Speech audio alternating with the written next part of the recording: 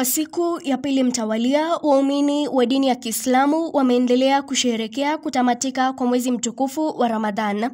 Viongozi wa Kiislamu wakitoa wito wa kuwakumbuka wasio nacho katika jamii wakati huu wa Eid na kuendelea kuishi kwa umoja na upendo. Tumeswali sote tukiwa tumejumuika baada ya kutekeleza ibada ya siyam na ibada ya funga pamoja na ibada za qiyam ambazo tumestekeleza katika mwezi wa Ramadhan.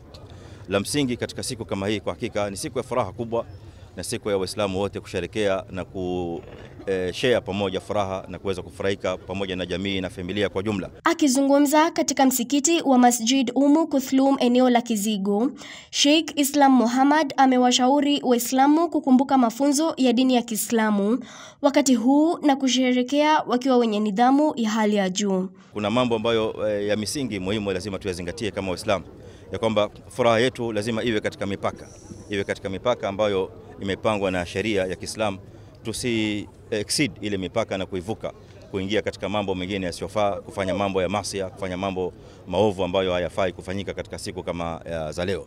Kwa hivyo tunatakiwa tusherekee within the limits za sheria, pamoja na kuangalia zaidi wale katika sisi Waislamu ambao ni madhaifu, ambao hawajiwezi, tuweze kuwasaidia kwa namna yote ambayo tunaweza kuwasaidia. Kwa upande wake, gavana wa Mombasa Abdul Swamad Nasir aliyefika katika uwanja wa Ronald Ngala kwa ajili ya maombi, amezungumzia kuhusu swala la kuongezeka kwa magenge ya kigaidi yanayojumuisha vijana na watoto katika maeneo hayo, akisema kuwa watoto wote wanapaswa kuwa shuleni na vijana wanapaswa kutafuta nafasi za ajira badala ya kuwahangaisha wenyeji.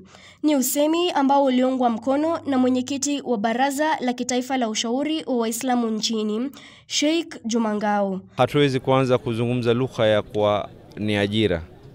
A juvenile needs to be in school. A child needs to be in school. Na kama hata si shule ambayo kwamba ni ile shule hii, hata kuna zile shule ambazo kwamba ni za kidini. Jiulize, nikiwa ni mzazi wewe, mtoto wangu katapanga ungesikia vipi?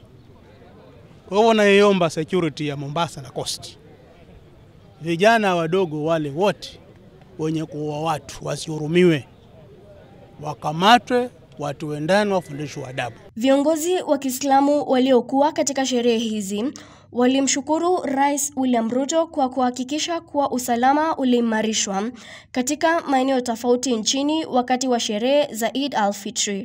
Kama ingelikuwa kwa hatuna serikali ya kudumu, serikali ambao inaangalia usalama, hizi raha zote tungekuwa tunazo sisi. Kwa hivyo tunatoa shukrani kubwa kwa serikali kustawisha usalama ndani ya mwezi wa Ramadhani na amani, na tunashukuru zaidi huu wakati wa Eid pia wahudumishe zaidi ya amani. Muungano wa kisiasa kati ya Rais Ruto na aliyekuwa Waziri Mkuu Raila Odinga pia ukiungwa mkono na wito kutolewa kwa viongozi wa kisiasa na hata wa Kenya kwa ujumla kukumbatia ushirikiano huo. Na yote haya yamepatikana kwa serikali ambayo tulionao sasa hivi ya broad based government. Mary Kyalo, Undugu TV.